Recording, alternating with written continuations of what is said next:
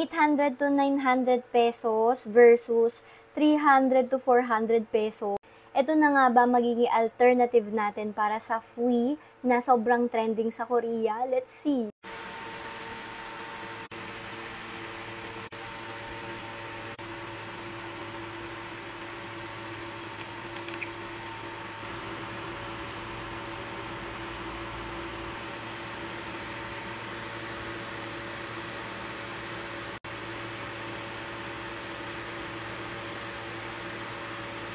So, this shade is EM05. Ang ganda niya sa lips. It's so nude.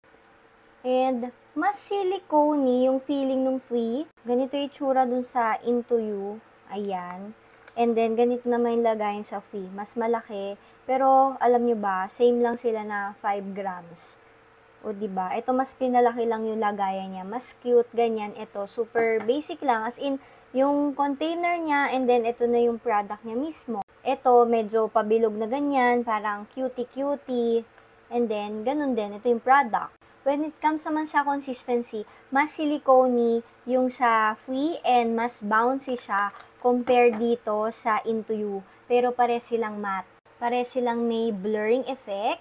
And itong Into You, parang wala siyang masyadong amoy. Like, pag nilapit mo lang yung ilong mo at inamoy mo siya, dun mo lang maaamoy. Parang amoy chocolate, pero super kaunti lang. Yung sa Fui talaga, amoy na amoy mo yung amoy frutella, ganyan. So, pag binlend out mo siya, ganito yung magiging labas niya sa inyong cheeks. May kulay pa rin, no? Look. Let's remove na yung lippy. So, pare sila ni Fui na medyo nag-stain sa lips. When it comes naman sa box, yung box ni Fui, ganito siya. Ayan. And then, yung box ng Into You, super, ano lang, simple lang talaga. As in, ganyan lang siya. O, diba? Yung comparison niya. Malaro yung sa Fui eh. Super cutie-cutie. Yan. Shade PD02. Ayan. Diba? Mas bouncy yung sa Fui. Pero no, nagbabounce din to. Squishy din. Nakakagigil. And ito yung itsura niya. So, mas pigmented yung sa Fui, guys. Ito mga ilang dip. Pero ang ganda din ng itsura niya. Oh, very baby girl yung kulay. Ito, may free siyang brush. Ayan, oh, tingnan nyo. Hindi siya agad-agad kumukulay sa lips, unlike dun sa Fui. Pero okay lang yun. Pwede mo naman siyang dagdagan ng dagdagan. And, ayan. Tapos, pwede nyo nang i-blend with your upper lip. Mas bet ko talaga yung applicator nung kay Fui. Yung ganito, oh. Ayan. Mas madali kasi siyang linisin. Tingnan natin kapag ginamit natin yung silicone brush kung isang dip na lang yung magagawa natin dito. Pero, ganda ng kulay, oh. See? Yan. So, this one is PD02. I like the color as well. Bagay naman siya sa akin. Ganda. Ayan siya, oh. Pag pinunasan niya ng tissue.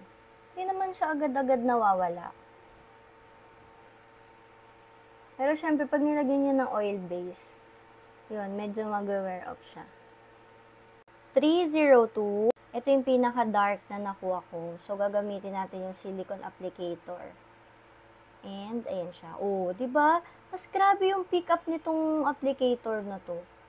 And look at that color. Oh, grabe. Ayan siya. Oo, mas gusto ko yung applicator na to. And grabe yung pigment nitong 302. Ganda. Diba? Blurry din siya. 302, hindi ko siya kinapalan, pero ganyan yung tsura niya. Imagine nyo pag nilagyan pa natin siya. So, mas matatakpan niya yung dark lining ng lips ko. Ini-search ko kanina, yun lang yung ginamit ko ngayon. Ayan o, pang takip. Ang dali niya i-blend. Wow. Super pretty ng color niya. I like the color. Pag bibili kayo nitong Into You, bili na lang din kayo ng silicone na applicator. Mas bet ko siya kaysa sa brush. And look at the stain. Like guys, may stain siya. Tatanggalin na natin kasi nag-gradient lip tayo. Pero oh.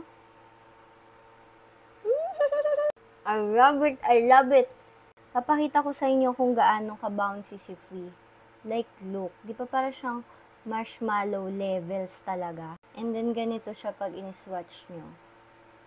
Yan. O, di ba parang kakulay nung kanina? Ito naman yung 302. Tingnan natin ulit kung gaano siya ka-bouncy.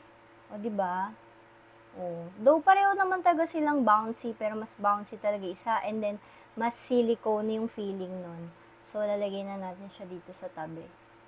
Okay, mas dark lang ito pala, yung 302. Pero look. Oh, diba? Ganda. Mukhang mapapabili ako ng ibang kulay nitong sa Into You. Kasi mas mura siya talaga. Kasi yung sa Free, around 800, 900 yung price niya. Itong sa Into You, pwede ka makabili ng 300 plus nito. O, diba? Like, parang tatlong ganito, mabibili mo sa presyo ng Free. Though yung Free naman nagsisale siya, like, minsan nakakakuha ko ng 500 pesos worth ng Free. Kaya lang, mura pa rin to. Tapos pares pa silang 5 grams. Yun nga lang, mas madami pa ng kulay yung Free. 30 shades kasi yun sa inner lips. Ayan.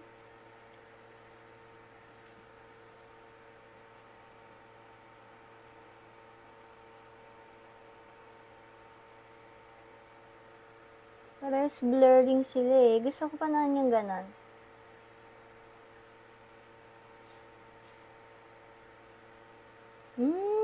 Ganda. Kasi parang same effect sila ng Free. Pretty. So, tingnan natin yung kanyang staining power.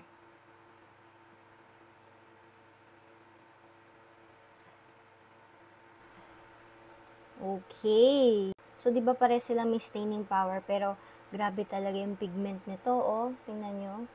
When it comes to staining power, mas staining talaga yung Free. Pero 'di ba, hindi naman nalalayo din yung Into You.